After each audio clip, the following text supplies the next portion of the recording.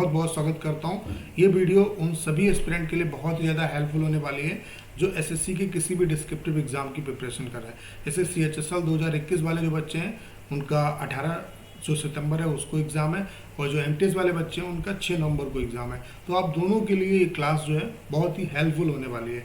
आज की इस क्लास में हम लोग 2 आरटी की कॉपी के बीच में कंपैरिजन करेंगे। एक में स्टूडेंट के जो मार्क्स है वो 45 आउट ऑफ 100 है और दूसरे में 77 आउट ऑफ 100 है। तो इस वीडियो के थ्रू मैं आपको ये समझाने का प्रयास करूंगा कि 45 वाली कॉपी और 77 वाली कॉपी में क्या अंतर है और आपको इससे क्या सीखना चाहिए ताकि आप बेहतर स्कोर कर सको। डेफिनेटली आपको इससे बेनिफिट मिलेगा। और आपको पता होगा कि आपका सीजीएल 2021 टीयर 3 का जो एग्ज़ाम है वो आपका कंप्लीट हो चुका है। ऐसे बहुत ही खतरनाक टॉपिक पे पूछा गया, मतलब ऐसा टॉपिक आया जिसके बारे में किसी ने उम्मीद नहीं की थी। उसके अलावा प्रेसी राइटिंग पूछा गया। तो सीएचएसएल वाले जो बच्चे स्पेशली हैं उनको मैं यही एडवाइस देना चाहता हूँ कि ऐसा टॉपिक आपके भी एग्जाम में आ सकता है और प्रेसी राइटिंग भी आ सकता है, क्योंकि आपके सिलेबस में भी प्रेसी राइटिंग का जिक्र किया है। तो आप लोग इसके लिए भी तैयार हो जाइए। और हमारा जो कोर्स है उसमें हम अब सीजीएल में जिस तरीके से टीयर 3 में आपका टॉपिक आया, इस तरीके के जो टॉपिक हैं इनकी प्रैक्टिस करेंगे ताकि जब आप एग्ज़ाम देने जाएं तो आपको मतलब काफ़ी कॉन्फिडेंस वहाँ पे मिले। उसके अलावा प्रेसी राइटिंग की भी हम लोग प्रैक्टिस करेंगे। तो ये जो कोर्स है इससे आपको बहुत ही ज़्यादा हेल्प मिलेगी। अगर आपने इस कोर्स को ज्वाइन नहीं किया है अभी तक तो आप क्या करेंगे, 6307185699 इस नंबर पे आप व्हाट्सएप पे मैसेज कर सकते हैं। आपकी स्क्रीन पे स्क्रॉल हो रहा होगा नंबर, तो इस नंबर पर व्हाट्सएप पे मैसेज करके सारी इन्फॉर्मेशन ले सकते हैं। इस कोर्स में आपको जितना भी पढ़ने वाला कंटेंट है वो सारा कुछ आपको मिलेगा। आपको इसके अलावा कुछ और पढ़ने की ज़रूरत नहीं है, कोई बुक वगैरह लेने की ज़रूरत नहीं पड़ेगी। जितने भी वीडियोज़ हैं वो सब आपको सीरीज़ बाय सीरीज़ मिल जाएंगे। आप उन्हें चाहे एक दिन में देख लो या 4 दिन में देखो, कोई दिक्कत नहीं है। आप उन्हें बार बार भी देख सकते हो। उसके अलावा हम टिल एग्ज़ाम आपकी प्रैक्टिस कराएंगे। डेली आपको टॉपिक मिलेगा, डेली कॉपी चेक होगी, डेली आपको मार्क्स मिलेंगे। तो इस कोर्स से रियली आपको बहुत ज़्यादा हेल्प मिलेगी। और इसका जो प्राइस है वो हमने बहुत कम रखा है, हर एक स्टूडेंट इसे अफोर्ड कर सकता है। तो इसके रिगार्डिंग अगर आपको कोई भी इन्फॉर्मेशन लेनी है तो इस नंबर पर व्हाट्सएप पर मैसेज करके आप सारी इन्फॉर्मेशन ले सकते हैं। तो एक जो कॉपी है उसमें 45 नंबर है स्टूडेंट के और एक जो कॉपी है उसमें 77 है। तो पहले हम लोग 77 नंबर वाली कॉपी को देखेंगे और उसके बाद हम लोग 45 नंबर वाली कॉपी को देखेंगे और फिर डिफरेंस समझने का प्रयास करेंगे। तो सबसे पहले हम लोग देख लेते हैं 77 नंबर वाली कॉपी। इसमें जो स्टूडेंट ने स्कोर किया है ऐसे में वो 38 किया है और लेटर में कितना किया है 39। टोटल जो स्कोर है वो कितना है 77। बाकी जो ये पहला पेज है आपका, इसको बहुत अच्छे तरीके से आपको भरने की जरूरत है। जितनी भी इन्फॉर्मेशन यहाँ पे दी है उनको आपको बहुत अच्छे तरीके से भरना है। अगर कोई भी इन्फॉर्मेशन आप नहीं भरते हैं तो आपको 0 नंबर मिलेंगे यूफएम के थ्रू। तो चलिए देखते हैं इसने किस तरीके से लिखा। और ये 2019 की दोनों कॉपी है, ठीक है। तो 2019 में जो टॉपिक आया था आपका वो आया था अभिव्यक्ति की स्वतंत्रता, संवैधानिक प्रावधान और सार्वजनिक बहस। तो कई बार मैंने आपको बताया है कि जब भी आपको टॉपिक मिले तो उसको पहले अच्छे तरीके से पढ़िए और फिर देखिए कि मतलब ये पूछना क्या चाहता है, किस डायमेंशन तक ये पूछना चाहता है। तो अगर आप इस टॉपिक को अच्छे तरीके से पढ़ लोगे तो आपको समझ में आ जाएगा कि आपको कहाँ तक लिखना है। भारत में व्यक्ति की स्वतंत्रता के बारे में लिखना है, उसके बाद संविधान में इसके बारे में क्या प्रावधान किए गए हैं उसके बारे में लिखना है, और ये सार्वजनिक बहस यानी कि पब्लिक डिबेट्स का ये इशू क्यों बना हुआ है। हो सकता है उस टाइम पे जब ये टॉपिक पूछा गया तो कोई ऐसा इशू चल रहा होगा जिसकी वजह से ये मामला तूल पे होगा, ठीक है, मतलब पब्लिक डिबेट का विषय बना होगा। तो उसके बारे में आपको जिक्र करना है। इससे अलग आपको कुछ भी लिखने की जरूरत नहीं, क्योंकि आपको 250 शब्दों में लिखना है। तो टू द पॉइंट ज़्यादातर कोशिश करिए कि टू द पॉइंट लिखिए। और ऐसे जब आप लिखेंगे तो उसको 3 पार्ट में तोड़िए। जरूरी नहीं कि आप इंट्रोडक्शन हेडिंग डालो, लेकिन अपने दिमाग में इस चीज़ को बना लो कि इंट्रोडक्शन, मेन बॉडी और कंक्लूजन। इंट्रोडक्शन में बेस्ट पार्ट डालना है उसका, ताकि एग्जामिनर को समझ में आ जाए आपके इंट्रोडक्शन से कि हाँ आपने टॉपिक को अच्छे तरीके से समझ लिया है। जो मेन बॉडी है उसमें आप प्रोस एंड कॉन्स को बताएंगे और जो कंक्लूजन है उसमें अपने तरफ से आप राय भी देंगे बेटरमेंट के लिए, ठीक है। तो ये काम करना है आपको। उसके अलावा जितने हो सके आप फैक्ट्स डालने का प्रयास करो, जैसे रैंकिंग का जो डाटा है, ठीक है, भुखमरी सूचकांक में कहाँ पे हैं, बेरोजगारी में कहाँ पे हैं, फूड उसमें कहाँ पे हैं। तो मतलब टॉपिक के अनुसार अगर कोई डाटा ऐसा आप डाल सकते हो तो जरूर डालिए। उसके अलावा कोटेशन अगर आप इंट्रोडक्शन में डाल देते हो तो वो भी काफ़ी इंप्रेसिव होता है और उससे भी आपको अच्छे नंबर मिलते हैं। तो ऐसे भी बहुत अच्छे तरीके से आपको काम करने की जरूरत है, क्योंकि ऐसे में अगर अच्छे नंबर आपको मिल जाते हैं तो ये 99% तय है कि आपको लेटर में अच्छे मार्क्स मिलेंगे। तो देखते हैं किस तरीके से लिखा है इसने। भारत के संविधान में प्रत्येक नागरिक को अभिव्यक्ति अथवा बोलने की स्वतंत्रता अनुच्छेद 19 के द्वारा प्राप्त है। भारतीय संविधान में मौलिक अधिकार भाग 3 में वर्णित है। आज़ादी के पूर्व भारतीयों का अत्यधिक शोषण हुआ, जिसे ध्यान में रखते हुए संविधान निर्माताओं ने एक स्वस्थ लोकतंत्र के निर्माण के लिए अनेक मौलिक अधिकार जो कि अमेरिका से लिए गए हैं को शामिल किया गया। परंतु क्या अभिव्यक्ति की स्वतंत्रता हमें किसी अन्य देश राष्ट्र के विषय में भी बोलने की भी प्राप्त है? वर्तमान समय में यह सवाल किसानों द्वारा पंजाब, हरियाणा आदि राज्यों में हो रहे कृषि बिल पर आंदोलन, पॉप स्टार अयाना अमेरिका मियां खलीफा द्वारा ट्विटर के माध्यम से अपने विचार प्रकट करने के कारण उठा, जिसका त्वरित जवाब विदेश मंत्रालय द्वारा दिया गया। तो इन्होंने उस पॉइंट्स को मेंशन कर दिया कि पब्लिक डिबेट का ये इशू क्यों बना हुआ। उसके अलावा संविधान में क्या प्रावधान है उसके बारे में बता दिया। तो कहीं ना कहीं टू द पॉइंट चल रहे हैं। क्योंकि वर्तमान समय डिजिटल दुनिया का है और इसमें सोशल मीडिया अपनी अहम भूमिका निभा रहा है। इस परिदृश्य को देखते हुए संपूर्ण विश्व के देशों को एकजुट होकर रणनीति एवं सीमित रेखा तैयार करने की आवश्यकता है। इसमें दो राय नहीं है कि संयुक्त राष्ट्र मानवाधिकार संगठन द्वारा सभी मनुष्यों के अधिकार को संरक्षण मिला है।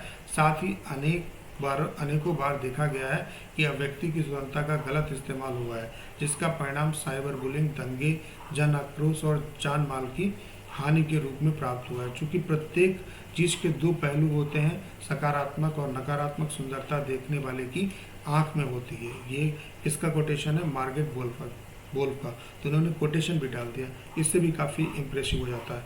यहाँ सुंदरता का आशय सकारात्मक पक्ष से है, अतः देश के नागरिक होने के नाते हमारा कर्तव्य सभी अधिकारों का सही इस्तेमाल करना है एवं स्वस्थ समाज एवं मजबूत लोकतंत्र बनाने की जिम्मेदारी हमारी है।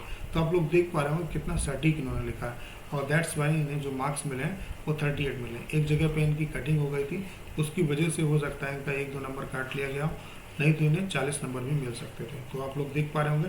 तो इसी तरीके से आपको लिखना है, टू द पॉइंट लिखना है, बहुत ज़्यादा घुमाना नहीं है, ठीक है। आपसे जो एग्जामिनर उम्मीद करता है वो यही करता है कि आप टॉपिक को अच्छे तरीके से समझिए और टू द पॉइंट लिखिए। लेटर देख लेते हैं। या मानते हुए कि आप सुरेश सीमा निवासी, मकान नंबर 351, देवनगर, गली संख्या 2, पोस्ट देवनगर, नई दिल्ली 110063, एक सक्रिय कार्यकर्ता है और देश के सुदूर क्षेत्र में अपने जनजाति समूह के बीच रहकर कार्य कर रहे हैं। आप अपने क्षेत्रीय स्तर पर संबंधित अधिकारी, उप जिलाधिकारी बस्तर छत्तीसगढ़, पिन कोड 494223 को पत्र लिखें, जिसमें आपके समाज के द्वारा अनुभव की जा रही विविध समस्याओं के समाधान का आग्रह हो, ठीक है। तो ये जो लेटर है वो आपका फॉर्मल लेटर है। फॉर्मल लेटर में सबसे पहले राइटर का एड्रेस आएगा, फिर डेट आएगी और फिर रिसीवर का एड्रेस आएगा, फिर आपका सब्जेक्ट आएगा, फिर सैल्यूटेशन होगा। तो इतना आपको ध्यान रखना है। तो उन्होंने राइटर का एड्रेस लिख दिया, एक लाइन का गैप, फिर डेट, फिर एक लाइन का गैप, फिर रिसीवर का एड्रेस। तो यही प्रोसेस आपको भी करना है, एक लाइन का गैप देना है। उसके बाद सब्जेक्ट डाल दिया, जनजाति समूह की सामाजिक समस्याओं के समाधान हेतु आग्रह। महोदय जी, सबने निवेदन है। लेटर में आपको टू द पॉइंट लिखना है, बहुत घुमाना नहीं है, ठीक है। और जो आपका फॉर्मल लेटर आएगा तो उसमें तो काफ़ी आपको मतलब नॉर्मली लिखना होता है। ऐसा भी नहीं कि आप बहुत कम लिखो।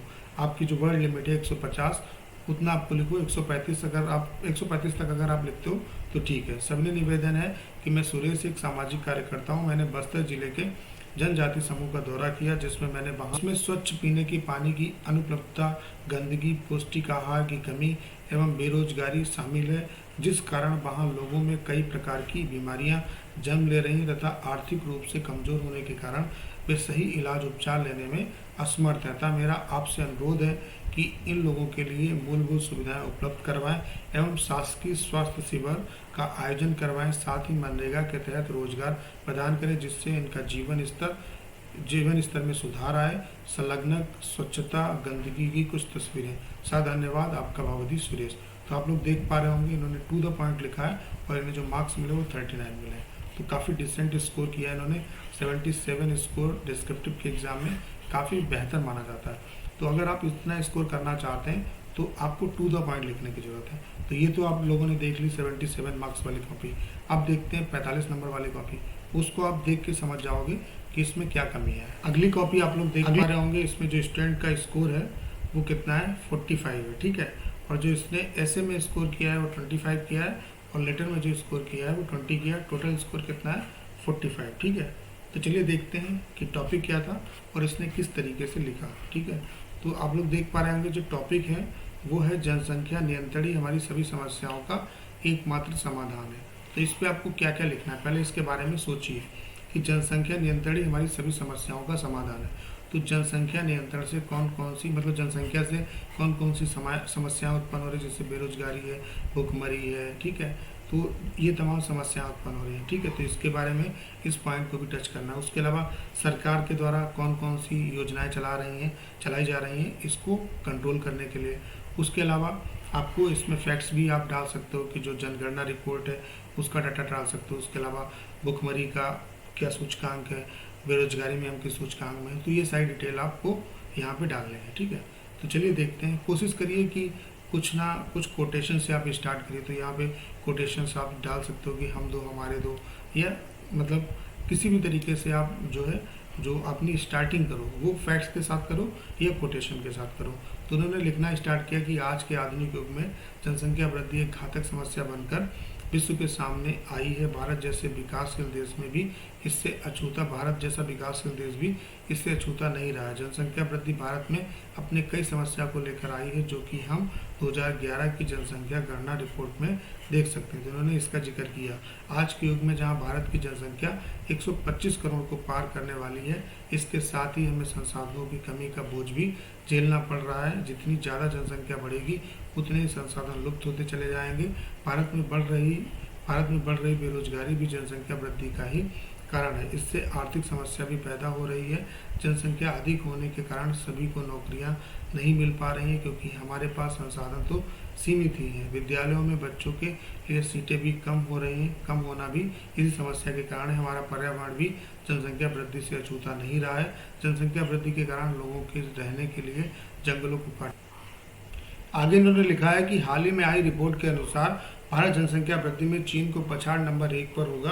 भारत सरकार द्वारा भी लोगों को जागरूक करना आवश्यक है।